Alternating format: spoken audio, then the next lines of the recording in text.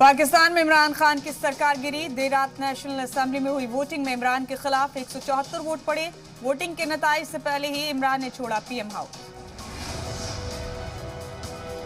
ऐवान में वोटिंग से पहले इमरान खान ने अवाम को किया खिताब। कहा, मेरी सरकार के बाद जो सरकार आएगी उसे मैं कबूल नहीं करूंगा।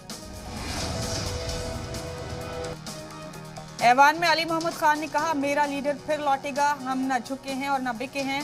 असली शेर कौन है ये तो वक्त ही बताएगा।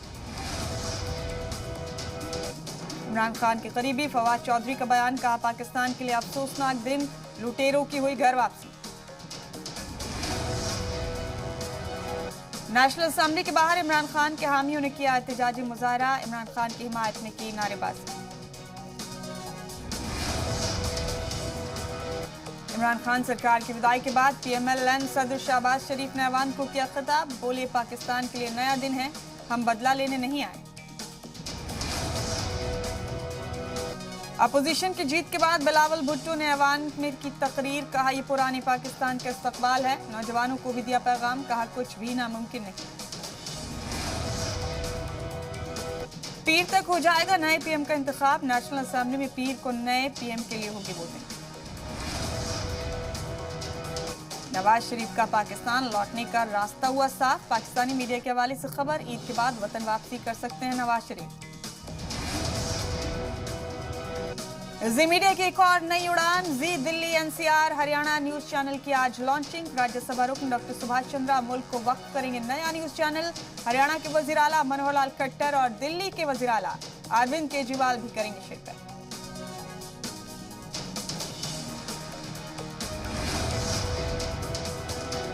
रूस यूक्रेन जंग का आज 46वां दिन। ब्रिटेन के पीएम बोरिस जॉनसन ने कीव में ज़ेलेंस्की से की मुलाकात। यूक्रेन को हथियारों की खेप भेजना जारी रखें।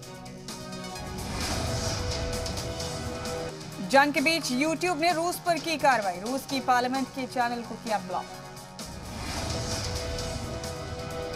मारिपोल में चेचन लड़ाकों का ऑपरेशन जारी। यूक्रेन की आजोव बटालियन के साथ आमने सामने की लड़ाई में की शदीद गोलीबारी। खार्किव में रूसी फौज का दबदबा। यूक्रेन के टैंक पर रूस के फौजियों ने किया कब्जा।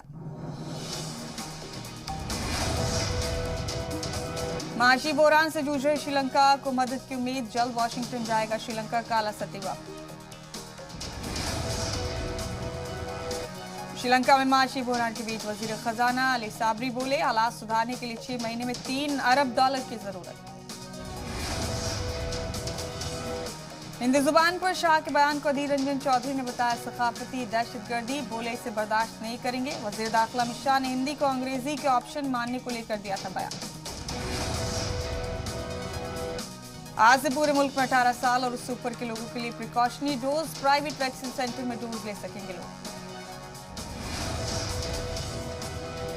कोवैक्सीन और कोविशील्ड वैक्सीन के रेट घटे। 600 रुपए से घटकर अब 225 रुपए में लोग प्राइवेट अस्पतालों में लगवा सकेंगे कोरोना वैक्सीन।